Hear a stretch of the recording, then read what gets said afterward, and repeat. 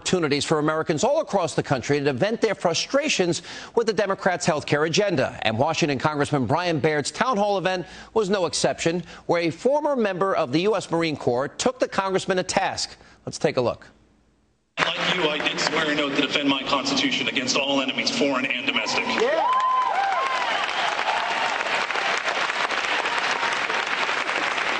I heard you say tonight about educating our children, indoctrinating our children, whatever you want to call it. Well, I didn't say indoctrinating, my friend. I never said. Stay away from my kids. I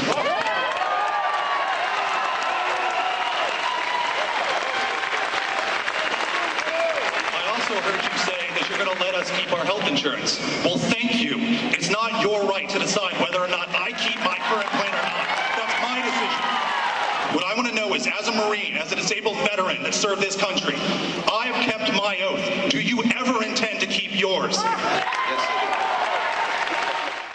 And joining me now is the man at the center of that showdown, former Marine Corporal David Hedrick is with us. David, thanks for being with us. You're a disabled vet. You got injured, and you were serving with the Marines for, what, 3.5, 4 years? That's correct. And so you went to this town hall. Tell us why. And it was amazing, the reaction. What were your thoughts about what happened and what was unfolding?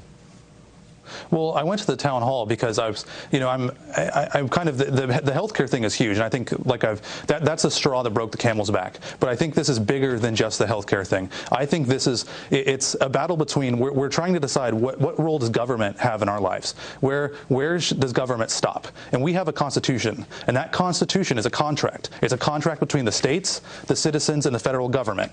And the federal government has decided to break that contract. Now, you're not part of any organized group. You're not part of a mob. You're obviously passionate, and obviously you had the crowd with you. But I read that one of the main reasons you wanted to be there is because Congressman Baird had used the term brown shirts to describe people showing up at the town halls. You confronted him on that. What happened? I did confront him on that, and I don't think it's acceptable language that he's, comparing us to Nazis. And it's Pelosi did this, he did this. Now he's compared us to McVeigh and talked about bombings there. And basically, I called him on it. I said, you know what? If you want to call us Nazis, let's look at the Nazi doctrine. Let's look at National Socialism. And what is National Socialism? Since you let the cat out of the bag, we'll talk about it. National Socialism is very much what we see today in this administration. It's a policy almost line for line. It's the same economic policy. It's the same political policy. And so if they want to talk about Nazis, then they better be careful about that conversation, because they might find that the swastika is on their own arm. All right. Now, when you went there, and obviously you had the crowd behind you, and the congressman seemed uneasy, he didn't really give a full apology for that statement. I didn't hear him say, I'm sorry for using that term. Do you find his so-called apology acceptable to you? No, I think it was more of a political dance. He was up there. I don't know if it was an Irish jig or a waltz or what he was doing, but he definitely avoided the words. He didn't want to say what he said. He didn't want to admit to saying it. And as my representative, you should at least be able to stand up there, admit what you said, and if you actually believe that you did something wrong, own up to it, admit it to us. You work for us. We don't work for you. Boy, we seem to forget that term, public servants, and I think your monologue there is a great reminder of that. One of the issues, we have an investigative report coming up a little bit later in the program, Corporal, and I hope you'll have an opportunity to watch this. And the story broke in the Wall Street Journal last week. There was a 52-page book entitled Your Life, Your Choices, published in 1997, that literally was given to VA hospitals and nursing homes around the country.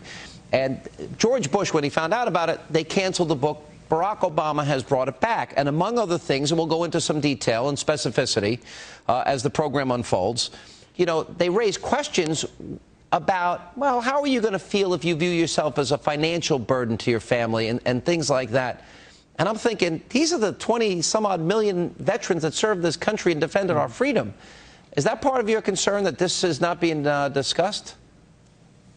Yeah, and I don't think, obviously this is something that they're going to try to bury and they're going to try to spin away like they always do, but it's not acceptable, and this is something that it never should have happened. It shouldn't have happened in the first place. To say that our veterans, our men and women that have served this country, risked their lives in many cases to serve this country, that we're going to place a dollar value on their life, it's disgusting.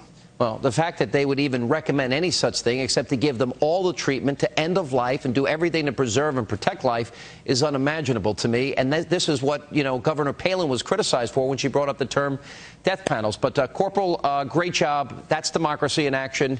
You certainly have earned your right as a disabled vet to say whatever you want, and we appreciate you being here. Thank you.